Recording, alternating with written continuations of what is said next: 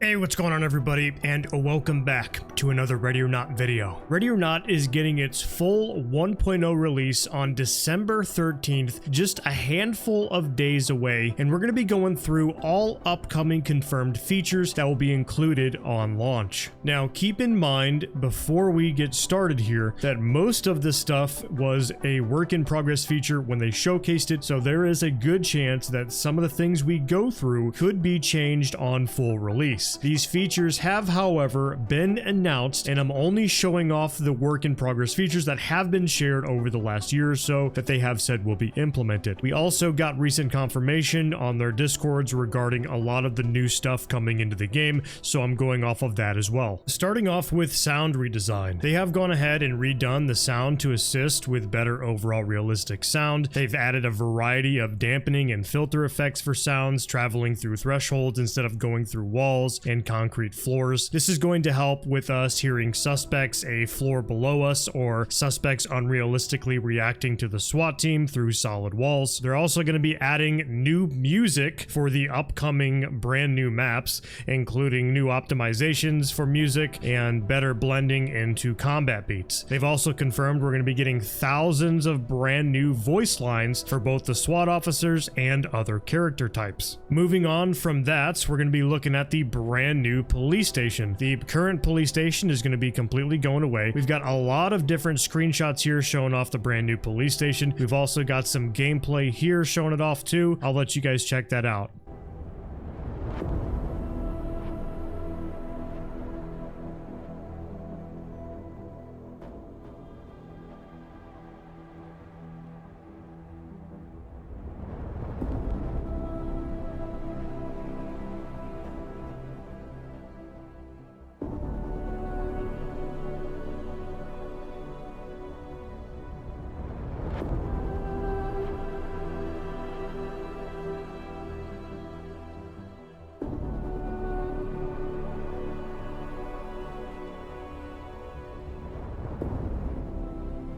Next, Ready or Not 1.0 will feature a wide variety of new missions, including updated and overhauled versions of current missions as well. And starting off here with a screenshot that they shared a while ago, this is displaying all of the unique character models for each mission that will be added into the 1.0 update, hinting here that we will have around 20 maps or so just based off of what we can see. It looks like they blurred out a lot of the names of the maps here, but I'm going to be making an educated guess on the blurred out ones and say that some of those aren't tied to brand new maps and might just be additional assets that don't have a home yet, as well as some of these might also be different game modes for already in place maps or newer maps which have different characters featured. We're going to be going through every single map that has been confirmed for the full Ready or Not 1.0 release, starting off with Sins of the Father. Now, we don't have a lot of details for this map. We have a few screenshots that they released in a dev update. What we do know is that this is going to be the follow-up mission to the Brisa Cove assassination mission that currently exists in the game. We can assume that this map is most likely going to feature similar enemy types of ex-military and paramilitary suspects. Next, we've got the streamer map. Now, they did feature a trailer for this streamer map. This map kind of features a swatting incident where a viewer makes a prank call to a streamer's home and they arrive at the residence and they discover an illegal Bitcoin operation is what it stated on the dev update.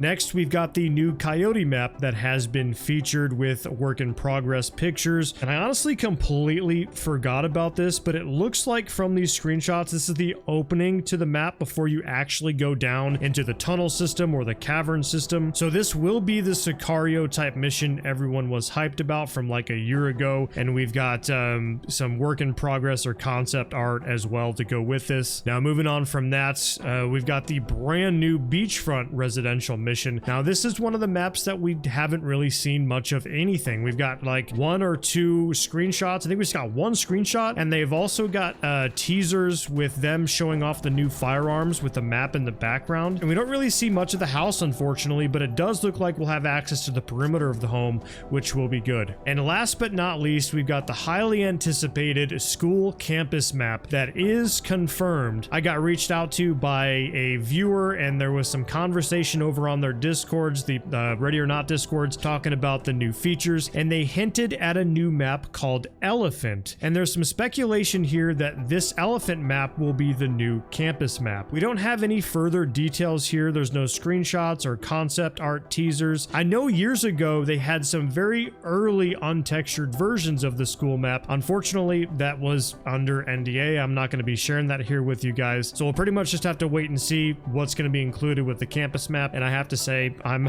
mostly excited for that one, and I can't wait to share that with you guys. Moving on from all of the new confirmed maps, we're going to be taking a look at a variety of maps getting an overhaul. The port map is going to be getting an overhaul along with dealer and farm, and we've received a lot of screenshots from all 3 of these overhauled locations, which I'll let you guys look at here on screen.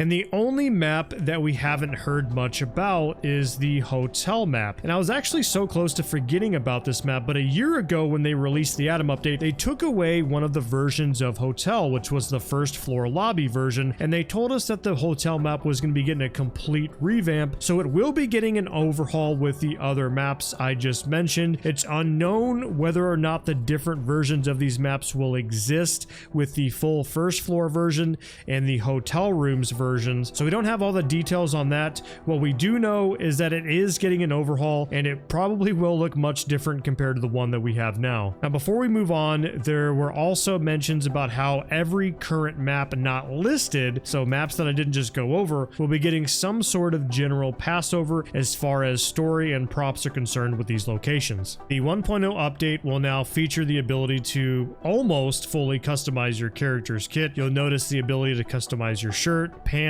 facewear, gloves, boots, belt, your armor, your helmet, tattoos, glasses. You can even give yourself a watch. Unfortunately, it doesn't look like we can further customize anything with the plate carrier, which would be cool, but you'll notice in this clip they have completely changed up the customization menu, which also looks nice. I think this version looks much cleaner compared to the rabbit hole of menus we had to navigate through previously. And also here, they added the ability to preview your presets now in the customization menu. And lastly, with the customization, we have a teaser of the brand new HRT uniform for supporter edition owners only, which will feature an exclusive tan GP NVGs.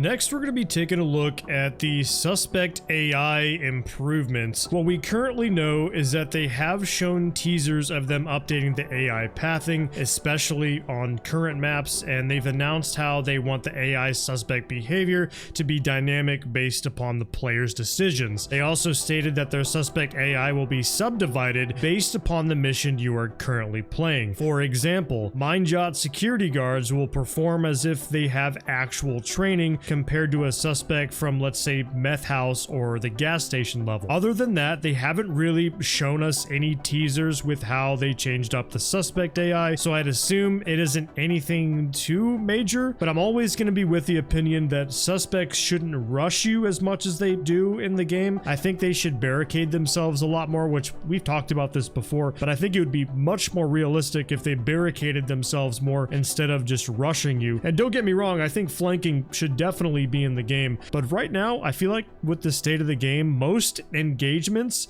I just get rushed as soon as they hear me, and the only really real exception to this is on the meth house mission and the gas station mission. But either way, we'll just have to wait and see what actually gets changed with the suspect AI, because we really don't have a lot of details to go off of here. Next, we're taking a little peek at the way the new level selection is going to get changed. They're going to be updating their level selection screen, and we've got a screenshot here showing this off. Next, we're taking a look at the new interactive tablet and the briefing menu. As far as we know, this will be replacing the current UI elements in game that allow you to see the mission objectives. This tablet will also allow you and your team to plan your entry with a built-in planning system with drawn up plans of the location. The tablet also allows you to view your teammates' helmet cams in full screen, and you can command your SWAT AI from this screen as well. Blue. Enter the room and clear. Getting into place.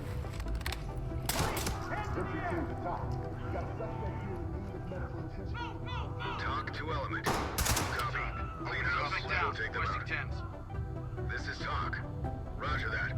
Medical assistance is standing by.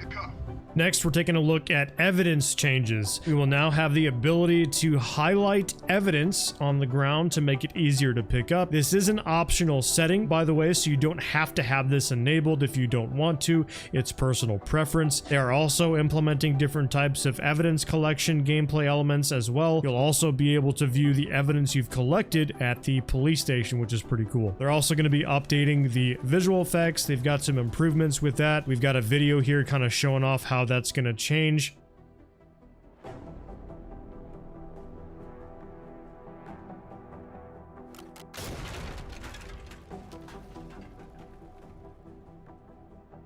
Another smaller feature here, they're going to be adding the ability to choose between a low ready stance or a high ready stance, which is pretty cool. Now, along with all of that, they're going to be doing a performance optimization overhaul, so the overall performance of the game will be much better. And they're also going to be reducing the game's file size from 100 gigabytes to 50 gigabytes. Next, we're going to be looking at improvements on smoke grenades. CS gas grenades will receive a significant improvement in the 1.0 update. They have mentioned in an announcement that the gas will no longer emit audio that alerts suspects. They overhauled the damage base system as well, and a new type of logic system that allows gas to go between rat holes and around corners rather than just pluming in one area and going through walls as well. That was kind of annoying. They also updated the OC balls used within the pepper ball launcher, and they also overhauled the pepper spray since it was overpowered, supposedly. They made this more realistic so players don't just run up and pepper spray all the suspects, and making it way too easy to get an S rank. And in real life, just kind of, you know, following up on that, pepper spray and tasers, they're not always a solution to people, especially with firearms or knives. There are going to be multiple occurrences where you can get shot while trying to do this, so this is going to get a massive change for that reason. Next, we're looking at the replay viewer. Now, this is something I didn't think they were going to add, but they're going to be adding a new system for a replay viewer at the end of missions, essentially allowing you to view the mission you just played, which is cool for cinematic videos or just to critique tactics, stuff like that. Next, we're going to be looking at the campaign story mode called the Commander mode, which features progressive mission unlocks, a roster system, behavior traits, officer therapy, and a police station expansion feature. Now, in Commander mode, missions will unlock in order of your completion, only allowing you to progress after you complete a mission. If your officers officers go down in a mission, they will have permadeath. So that means that if an officer dies in your mission, regardless if you're in Iron Man mode, those officers will die and they will not come back for the remainder of your game. You'll also have officers with different types of behavioral traits, which can affect the outcome of your playstyle in a mission. You'll have the option to customize your roster and decide who's going on what mission. The mission outcome may affect the mental health of your SWAT officers. Every choice and decision they make could give them unbearable stress levels, causing them to quit their job as a SWAT officer or worse. The mode will also feature unique briefings for each mission, which you can also view on the new tactical tablet during and before a mission. And yes, this does include 911 calls for certain missions as well. Now, one feature that really has me excited is the introduction of Iron Man mode, which deletes your save if you die. You'll have the option to create 2 different single-player campaign saves. Now, a unique feature that I thought was kind of different is that they will have missions that require you and your officers to respond on call. Very similar to how SWAT officers in real life have to respond even when they're not on duty and in uniform at the station. So instead of responding to a scene in a SWAT uniform, you'll be responding in more casual wear. I'd also assume here that your vest and helmet would be about the same. I know SWAT officers typically keep their gear in their trunk, so it'd be kind of strange if they didn't get to take their gear home with them. And that's going to be everything to go off of with the commander mode. Again, we've got a lot of screenshots here kind of showing off what we're going to be looking at with the commander mode. I am super excited to get into this, and I'm super excited to get into the Iron Man mode as well. This is going to be adding hundreds of hours to playtime, and I just can't wait to get into this.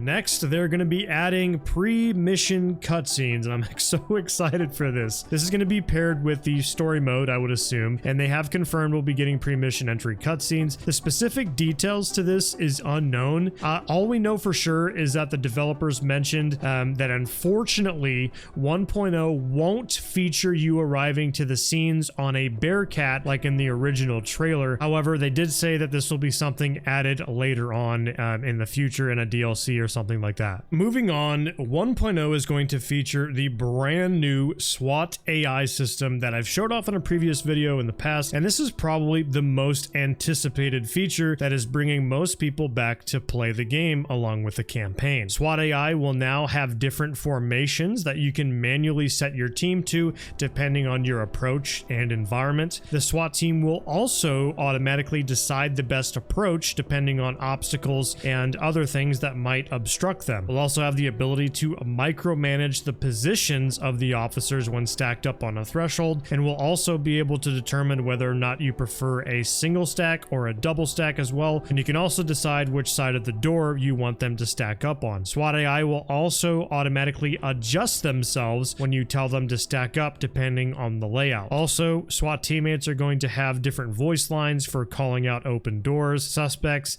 and more, with thousands of new voice lines added in like we stated previously. They have also vastly improved realistic clearing tactics for the SWAT, which incorporates techniques such as dynamic and limited penetration clearing. The SWAT team will be more effective with less lethal weapons against suspects and uncompliant civilians. You'll also no longer have to worry about commanding the SWAT team to pick up evidence or to arrest surrendering suspects. Along with all of this, the SWAT will now utilize door rams and grenade launchers on top of other choices of flashbangs and other grenades. They will also do this before committing to the breach. Now, one unique feature that they showed off that I really enjoyed is when you're stacked up on a doorway with the SWAT team, if you decide to move in on your own, the team will automatically move into the room with you without you having to give commands, which I think is great for those who like to be the first man into the room. Next, we're looking at the police trailer units. In one of their development briefings a few months ago, Void Interactive confirmed that we will be getting police trailer units that will come in at the end of the mission and help you clean up the scene. We don't have any clips or screenshots of this, unfortunately, to go off of. They did mention that they had the idea of allowing police units to come in during an active mission, but later decided to scrap this idea, and they now only clean up the scene after the map is cleared and everyone everyone is secured. Police trailer units will supposedly escort civilians and suspects to the Bearcat vehicle, as well as carrying detained and deceased suspects or civilians. It will also assist with bagging evidence, and you'll actually see them doing their job and walking around back and forth with the Bearcat rather than something just occurring off screen. Furthermore, we're going to be looking at suspect and civilian commands, a highly anticipated feature that will be included on release, and this is the ability to command surrendering suspects and civilians. Just like in the real world of policing, it is common that police units will give orders for suspects to go to them instead of the officers risking their safety by proceeding to arrest the surrendering suspect. This is actually a feature that I've been asking for forever now.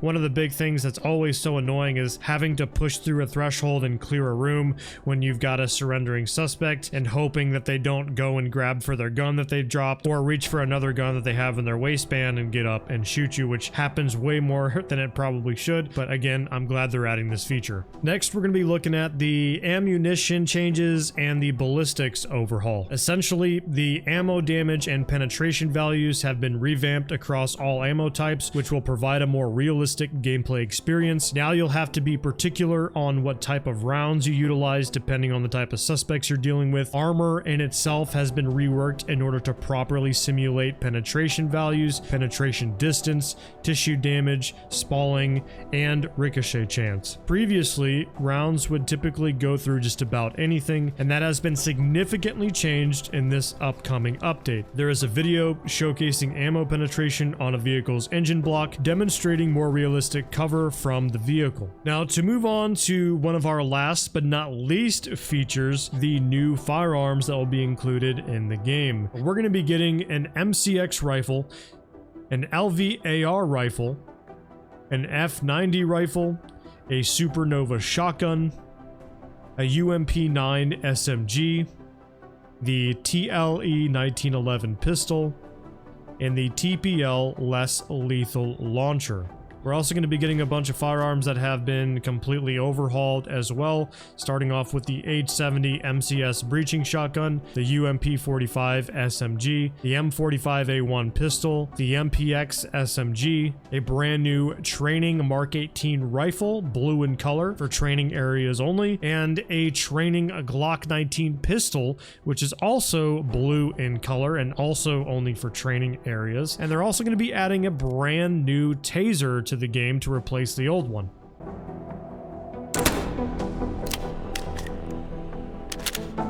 Now, lastly, talking about PvP, as I know there's quite a few individuals out there curious if PvP is going to come back to the game. And yes, PvP will be coming back to the game. The developers have confirmed that PvP will be returning. However, it will not be returning for the 1.0 full release. They haven't stated on what form the PvP will be in when it does come back to the game, and we have no further details as to what the PvP might look like. That's going to be everything to go off of there. Let me know down in the comments if you're excited for the 1.0 update.